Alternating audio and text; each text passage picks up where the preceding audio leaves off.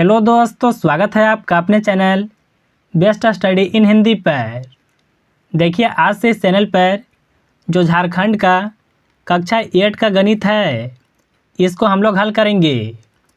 देखिए, जिस तरह से आप लोग के ट्यूशन क्लासेस में पढ़ाई होता है, उस तरह से मैं आपको बिल्कुल आसान तरीके से गणित सिखाऊंगा।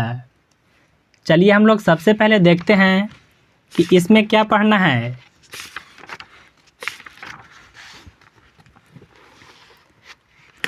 यहाँ पर देखिए विषय सूची है। अध्याय 1 में परिमेय संख्याएं हैं, यानी पहला पाठ है परिमेय संख्याएं। सबसे पहले देखिए इसका हम लोग बेसिक समझेंगे।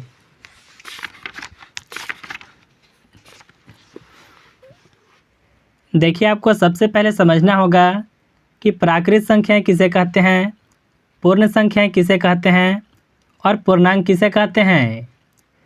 देखिए, हम लोग सबसे पहले समझेंगे कि प्राकृत संख्या किसे कहते हैं। इसका देखिए परिभाषा होता है, गणन संख्याओं को प्राकृत संख्याएं कहते हैं। या फिर देखिए इसी परिभाषा को आप इस तरह से भी बोल सकते हैं, गिनती की संख्याओं को प्राकृत संख्या बोलते हैं या फिर प्राकृत संख्या कहते हैं। जैसे देखिए इसमें जो संख्या होगा 1 से शुरू होगा और आगे बढ़ते रहेगा, यानी देखिए इस तरह के संख्याओं को प्राकृत संख्याएं कहते हैं।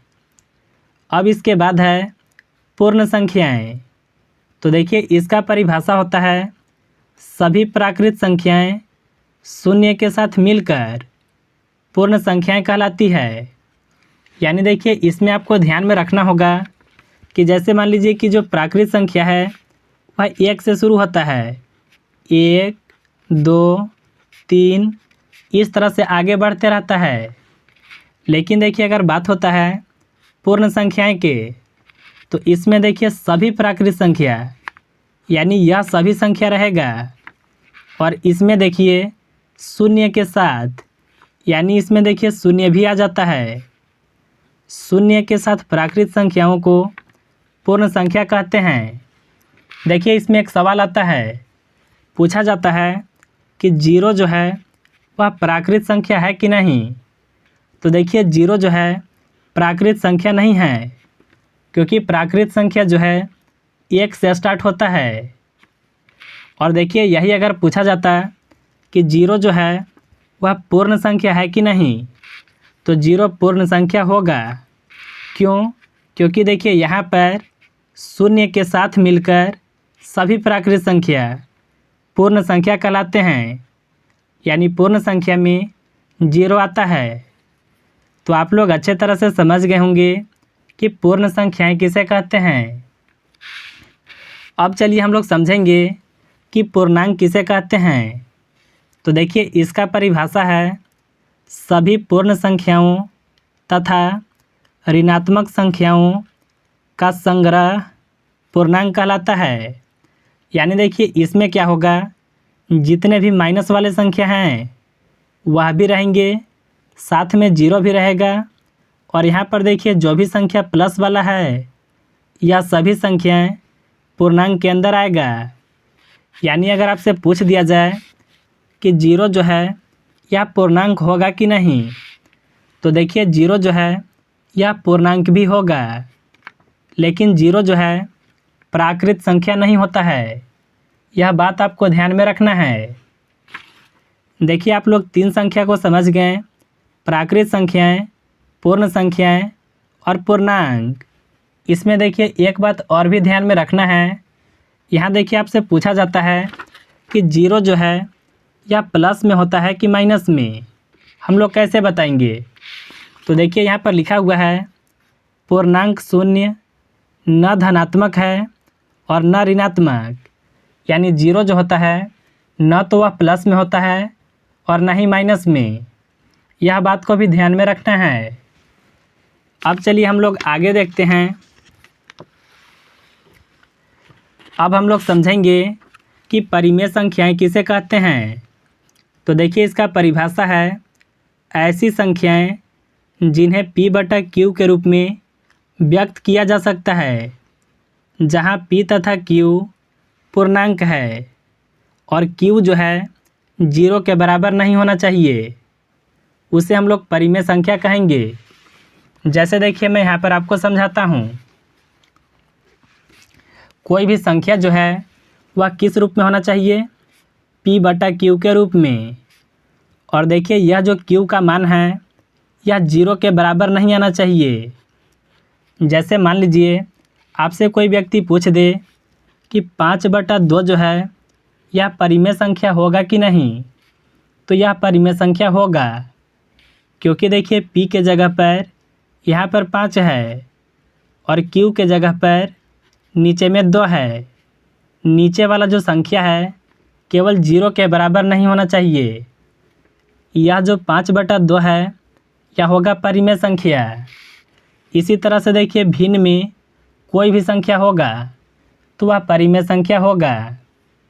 अब देखिए बहुत सारे लोगों का सवाल होता है कि जैसे मान लीजिए 4, यह परिमेय संख्या है कि नहीं, तो देखिए यह भी परिमेय संख्या होगा, क्योंकि देखिए किसी भी संख्या के बट्टा में कुछ नहीं तो नीचे हमेशा एक छिपा हुआ रहता है। अब देखिए यह जो 4 है यह हो गया P/Q के रूप में, और देखिए Q जो है इसका मान 0 नहीं है, तो देखिए 4 जो है यह भी परिमेय संख्या होगा। तो मुझे उम्मीद है कि आप इसको भी समझ गए होंगे कि परिमेय संख्या किसे कहते हैं। अब चलिए हम लोग डायरेक्ट यहाँ पर सवाल पर आते हैं, यानी प्रश्नावली 1.1 पर। देखिए पहला सवाल है, -4/5 को एक ऐसे परिमेय संख्या के रूप में व्यक्त कीजिए जिसका हर निम्नलिखित हो। देखिए इसको भी हम लोग बिल्कुल आसानी से समझेंगे। -4/5 को आपको एक ऐसे परिमेय संख्या के रूप में लिखना है जिसका हर सबसे पहले 30 आना चाहिए, यानी पहला सवाल है। तो यहाँ पर संख्या क्या था, -4 और बटा में 5। देखिए भिन्न में जो ऊपर वाला संख्या होता है इसको कहते हैं अंश, और जो संख्या नीचे में होता है इसको कहते हैं हर। अब देखिए आपको करना क्या है, -4/5 को एक ऐसे परिमेय संख्या के रूप में व्यक्त करना है जिसका देखिए नीचे वाला यानी हर जो है वह 30 के बराबर आना चाहिए। इसमें देखिए आपको बस ध्यान यह देना होता है कि नीचे वाले संख्या में कौन सा संख्या से गुना कर दे कि 30 के बराबर आ जाएगा। अगर आप 5 में 6 से गुना कर देते हैं तो देखिए हर जो है 30 के बराबर आ जाएगा। देखिए भिन्न में एक चीज़ याद रखना होता है, नीचे में अगर आप 6 से गुना करते हैं तो ऊपर में भी आपको 6 से गुना करना होगा। जैसे देखिए 5 से गुना 6 में करने पर यह होगा 30, 4 से गुना 6 में करने पर यह होगा 24। देखिए इसमें माइनस का चिन्ह लगा हुआ है तो यहाँ पर माइनस का चिन्ह लगेगा, यानी देखिए पहला सवाल को इस तरह से बनाना होगा। चलिए इसी तरह से हम लोग बी नंबर सवाल को भी बनाते हैं, यानी क्या था, -4/5 था और इसका देखिए हर कितना होना चाहिए, तो माइनस में 45 होना चाहिए। सबसे पहले हम लोग देखेंगे कि 45 कैसे होगा। तो देखिए अगर हम लोग 5 में 9 से गुना कर देते हैं तो यह 45 हो जाएगा, लेकिन यह प्लस का होगा। अगर माइनस में लाना है तो यह जो 9 है इसको माइनस में रखना होगा। देखिए नीचे में -9 से गुना कर रहे हैं तो ऊपर में भी आपको -9 से गुना करना होगा।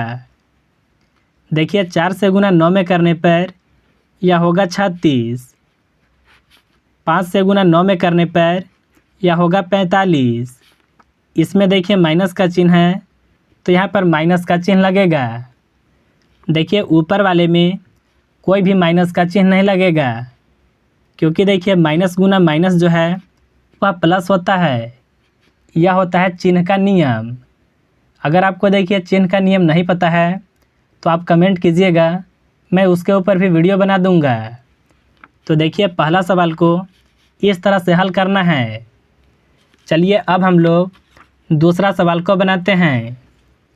यहाँ पर देखिए दूसरा सवाल है, -36/60 को एक ऐसे परिमेय संख्या के रूप में व्यक्त कीजिए जिसका हर 5 हो। तो देखिए यह भी प्रश्न जो है बिल्कुल आसान है। देखिए इसको हल करने के लिए आपको थोड़ा सा समझना होगा। जैसे देखिए पहला सवाल में क्या था, यहाँ पर जो हर है यह छोटा था और देखिए इसको आपको बड़ा हर के रूप में यहाँ पर व्यक्त करना था, तो आप यहाँ पर गुना किए थे। लेकिन देखिए यह सवाल में यहाँ पर हर जो है पहले से बड़ा है और आपको देखिए यहाँ पर हर को 5 लाना है, यानी आपको छोटे हर में व्यक्त करना है। तो देखिए इसके लिए आपको करना क्या होता है, इसमें भाग लगाना होता है। अगर देखिए आपको बड़ा हर प्राप्त करना होगा तो आप गुना करेंगे और अगर आपको छोटा हर प्राप्त करना होगा तो आप देखिए यहाँ पर संख्याओं में आपको भाग को लगाना होगा। अब देखिए हर वाला संख्या कितना चाहिए, 5 लाना है ना। यहाँ पर देखिए सवाल में 5 है, तो देखिए हम लोग 60 में कौन सा संख्या से भाग लगा दें कि नीचे वाला संख्या 5 आना चाहिए। तो अगर देखिए आप 60 में 12 से भाग लगाते हैं तो नीचे वाला जो हर है वह 5 आ जाएगा। देखिए नीचे में 12 से भाग हुआ है तो ऊपर में आपको 12 से ही भाग को लगाना होगा। जैसे देखिए नीचे वाला संख्या जो है यह आएगा 5, 12 से 36 में यह लगेगा 3 बार में भाग।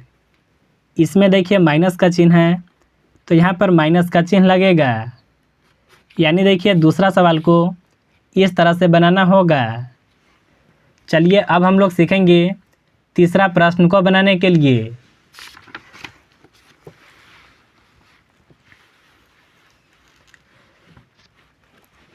यहाँ पर देखिए तीसरा प्रश्न है, निम्नलिखित परिमेय संख्याओं को उनके मानक रूप में लिखिए। सबसे पहले हम लोग समझेंगे कि आखिर मानक रूप क्या होता है। देखिए यहाँ पर संख्या है, मानक रूप का मतलब होता है कि जो भी संख्या है इसको आपको काट करके सबसे जो न्यूनतम मान आएगा उसको लिखना है।